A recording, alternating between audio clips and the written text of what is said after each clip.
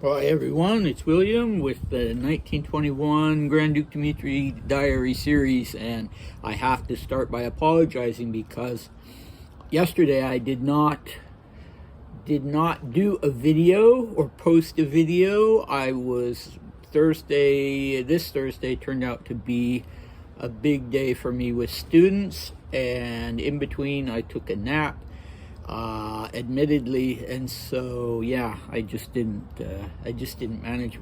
manage it. And we have another short, well, not short, sort of medium-sized diary entry that is full of names of people that need to be introduced, although some of them we've already met, and these ones are always challenging. I have to look at my notes. I want to see, if there's any more information out there that's useful. And so rather than spending a lot of time on the translation, I'm spending a lot of time on the people who are mentioned, which is great so far as it goes, but not all of them are important within the context of the diaries. They're just, quite a few people that are mentioned once or twice in passing, and that's about it. So we have some of those today. And let's get started. It's the 12th of February, 1921, a Saturday in Copenhagen at the English Mission. And after this diary entry, we have only two more, the 13th and the 14th, before we go into one of the very long diary entries. And wow, I've only read ahead a few pages into that long diary entry, but it's a spectacular one. Okay, so 12th February. I got up very late and with a headache so terrible that I just didn't know what to do. Olga came around 11 o'clock and took me out for coffee. Then we went for a walk. The weather was beautiful and sunny. I lunched with the Marlings at Baron Meyendorf's. He has a huge apartment, but the furniture is remarkably ugly, and it's all his own stuff. I know his wife well from Padushkino. I saw poor Mimi Mangdon there. She's gotten terribly old and stooped. Seryoja Dolgoruki was also present, along with the son and daughter-in-law of the second Mangdon. The wife's maiden name was Sheremetyev. She's Dmitri's daughter. There were several other people as well. Ah, yes, Madame Bezobrazova, Bebe's wife. It was a remarkably long, boring lunch. I got home around 3 o'clock. Olga stopped by, and we drove to the home of Axel and Marguerite. Her father was there, too. He hasn't changed at all, except that he's gone deaf. Tea was very nice. They live quite a ways outside of the city in a rather nice house. I got home around 6:30 and went straight to sleep. I dined with Lucia at Nim's. Olga was there, and Audrey and her husband, and Raven. It was a lot of fun. Naturally, I didn't dance.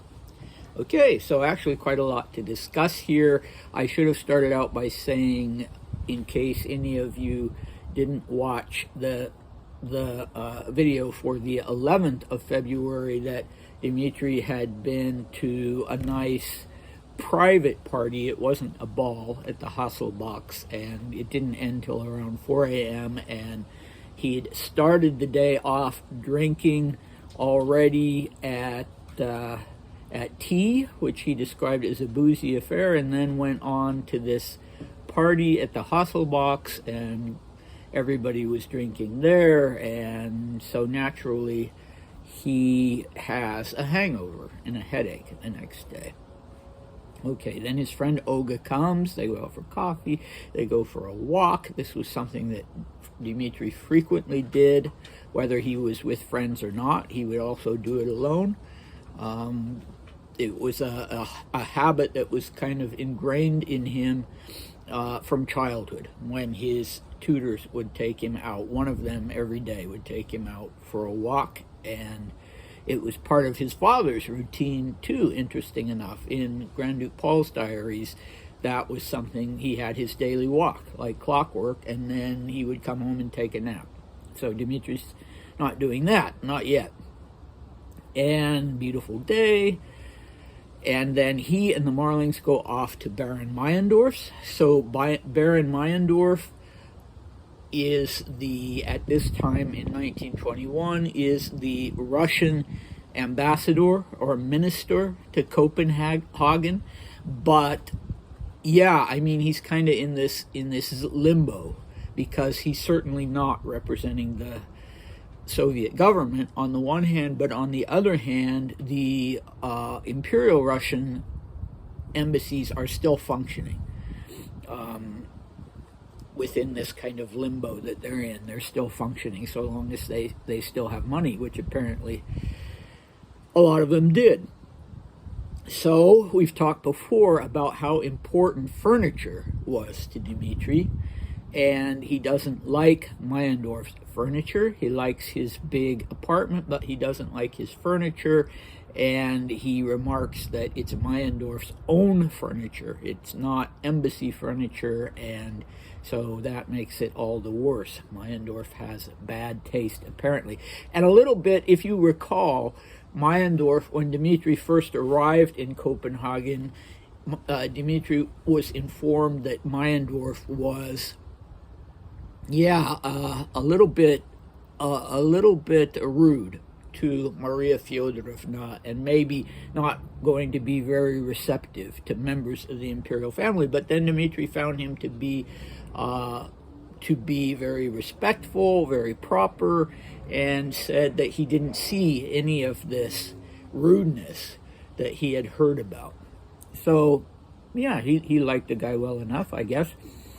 And as it turned out, he knew Madame Meyendorf. I think they were barons. So Baroness Meyendorf, her name was Nadezhda Alexandrovna. She was 69 at this time, and she had owned this estate called Podushkina that I believe was pretty close to Dmitri's estate, Ilinskaya. So it was outside Moscow, like Ilinskaya.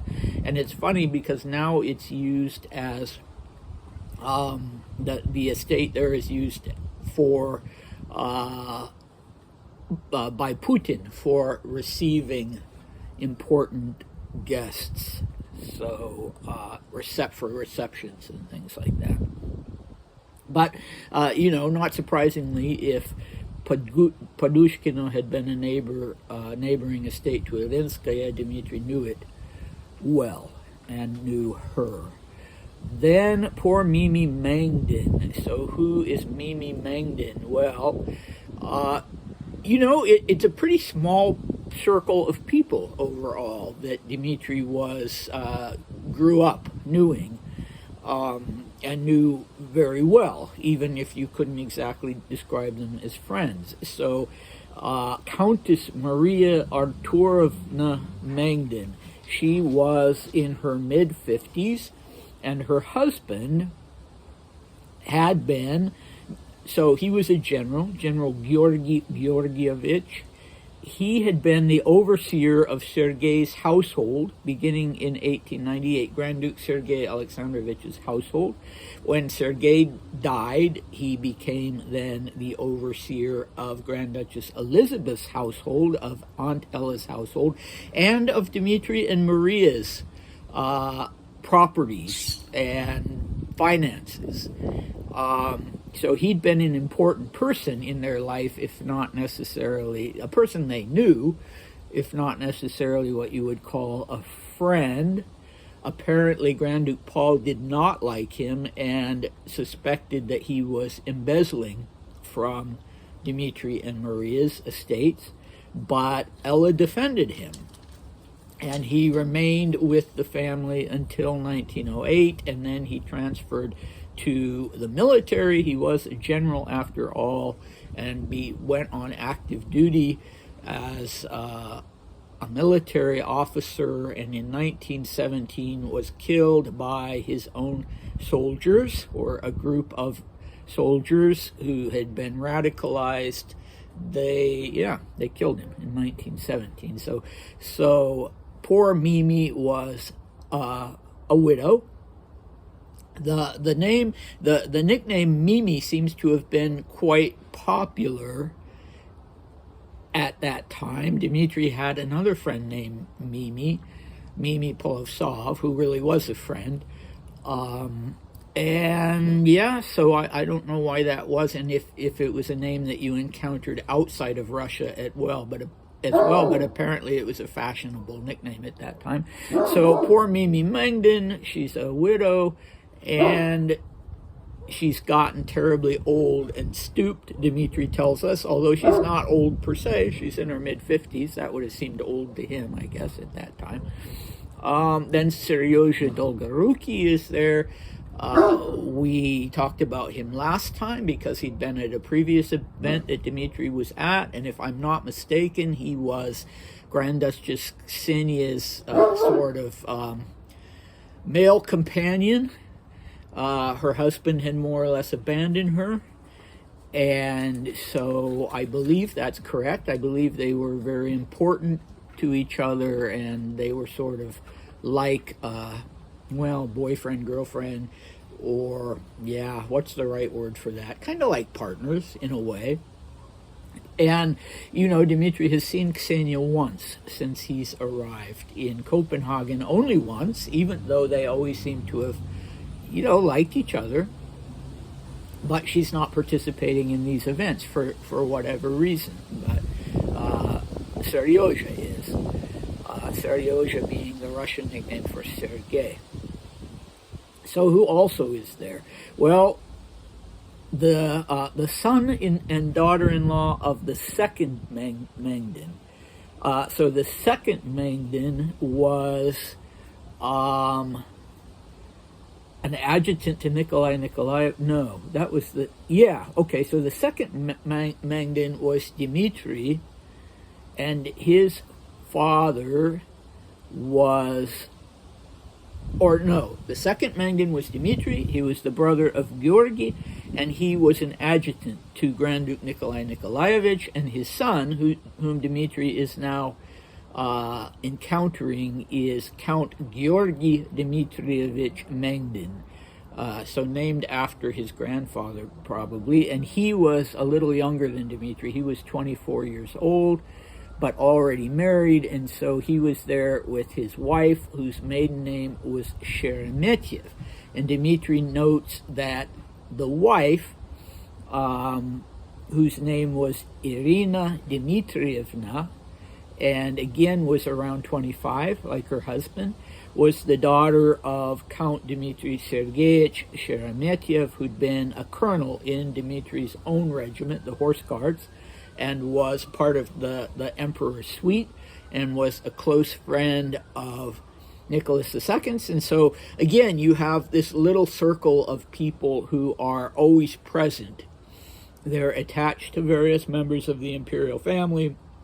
They're on friendly terms with them, and so Dmitri knew them all from childhood on. But, they're sort of just acquaintances. And so he's not really having a good time at this lunch. It's just kind of something that you need to do, right? And one other person, as an afterthought, he recalls that Madame Bezobrazova was there too.